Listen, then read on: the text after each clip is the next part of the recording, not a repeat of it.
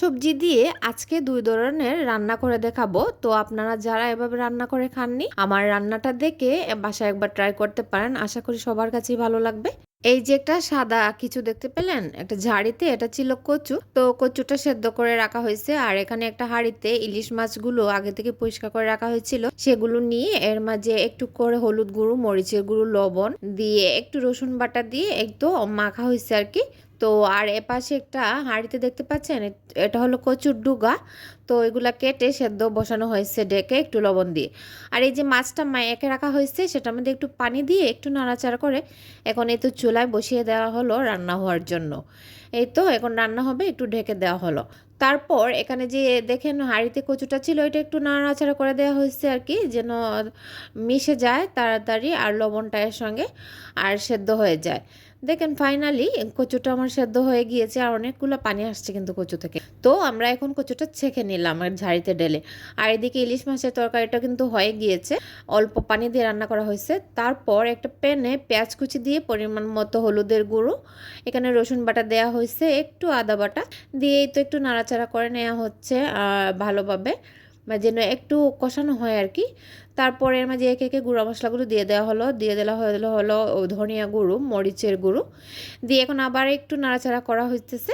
তারপর একটু পানি দিয়ে মশলাটাকে একটু কষানো হচ্ছে আর কি, যেন পুরানে লেগে না যায়। তারপর এর মাঝে কয়েকটা কাঁচামরিচ ফালি দেওয়া হলো, দিয়ে এখানে পরিমাণ মতো লবণটাও দিয়ে দেওয়া হলো, দিয়ে এখন একটু মশলাটা নাড়াচাড়া করে আরও ভালোভাবে কষিয়ে নেওয়া হচ্ছে। আর যে কচুটা সেদ্ধ করা হয়েছিল সেই কচুর ডুগাটা দিয়ে দেওয়া হলো। তো ফাইনালি এখন নাড়াচাড়া করে মশলার সঙ্গে ভালোভাবে মিশিয়ে নেওয়া হবে আর কি।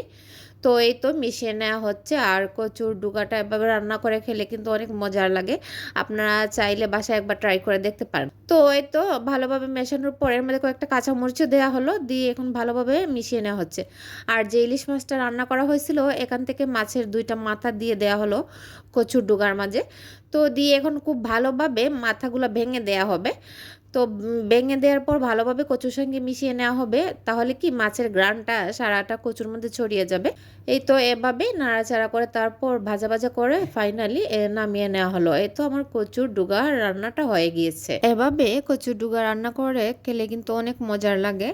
আপনারা খেয়ে আমার কমেন্টসে জানাবেন রান্না করে খেয়ে আর কি। তারপর এখানে হাঁড়িতে তেল দিয়ে একটু হলুদের গুঁড়ো দিয়ে পরিমাণ মতো পেঁয়াজ বাটা দেওয়া হলো, দিয়ে একটু নাড়াচাড়া করে নেওয়া হচ্ছে। একে একে এখানে রসুন বাটা, আদা বাটা অল্প দেওয়া হয়েছে আর কি। তো আদা বাটা দিয়ে ভালোভাবে আবার নাড়াচাড়া করে নেওয়া হচ্ছে। আর এখন দেওয়া হলো ধনিয়ার গুঁড়ো, মরিচের গুঁড়ো দিয়ে এখন আবারও একটু ভালোভাবে নাড়াচাড়া করে কষিয়ে নেওয়া হচ্ছে। খুব ভালোভাবে কষানো হওয়ার পর এর মাঝে একটু পানি দিয়ে আমরা একটু কষিয়ে নিলাম, পানিটা স্কিপ হয়ে গিয়েছে। তো এই যে যখন তেলটা উপরে বেশি আসছে, মশলাটা কষানো হয়ে গিয়েছে, এই যে সেদ্ধ করা কচুগুলো দিয়ে দেওয়া হলো।